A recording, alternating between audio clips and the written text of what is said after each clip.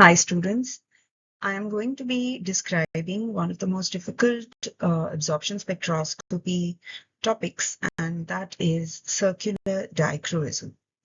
So what is circular dichroism? Circular dichroism, by definition, is the differential absorption of left and right circularly polarized light.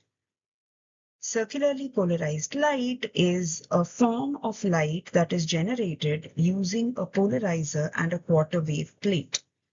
This differential absorption is a property of all optically active molecules.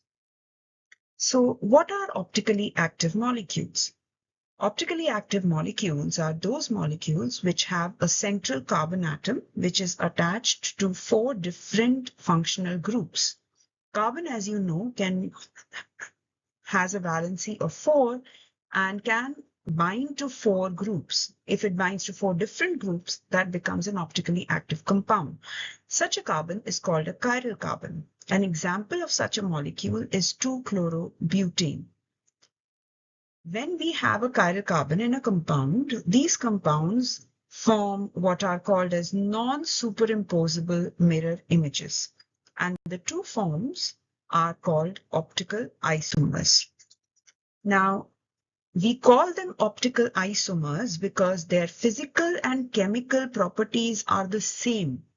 Where they vary is how they interact with light.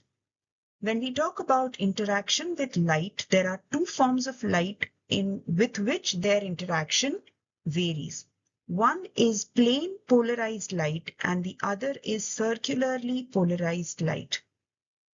Now, optical isomers tend to bend the plane of polarization of polarized light in different directions. If one of the isomers bends the light to the left, the other one will bend the light to the right.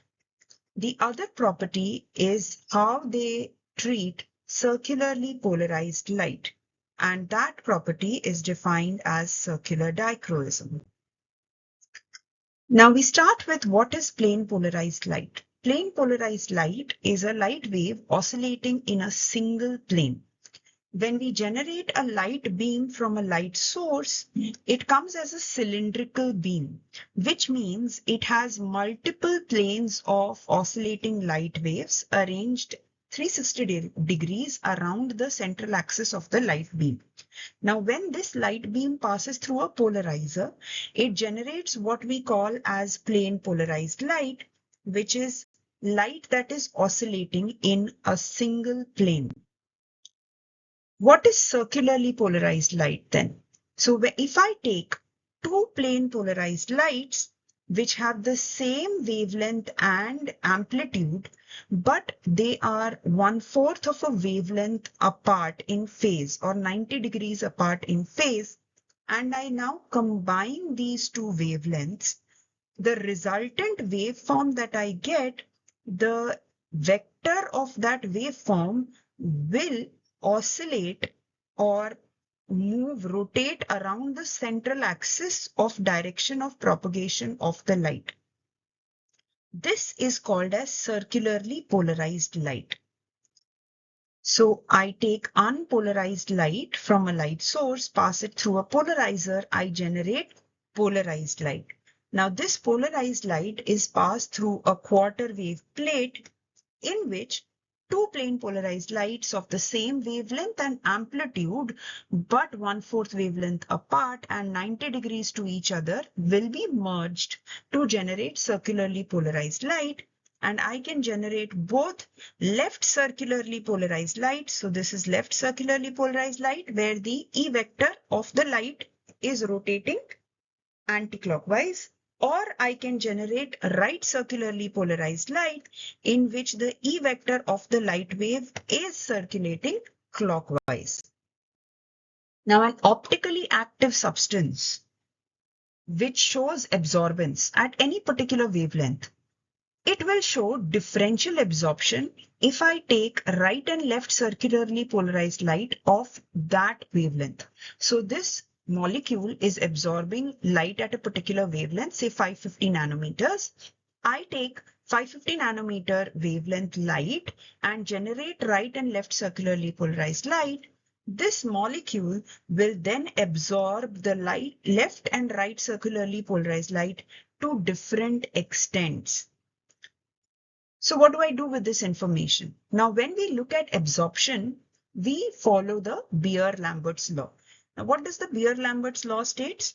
It states that the absorption is directly proportional to the path length of light in the cuvette and the concentration of the solution.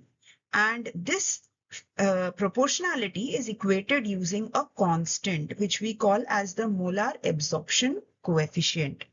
Now, if I take an optically active solution of two different isomers and I take the same concentration in the same cuvette, I will still get different absorbance.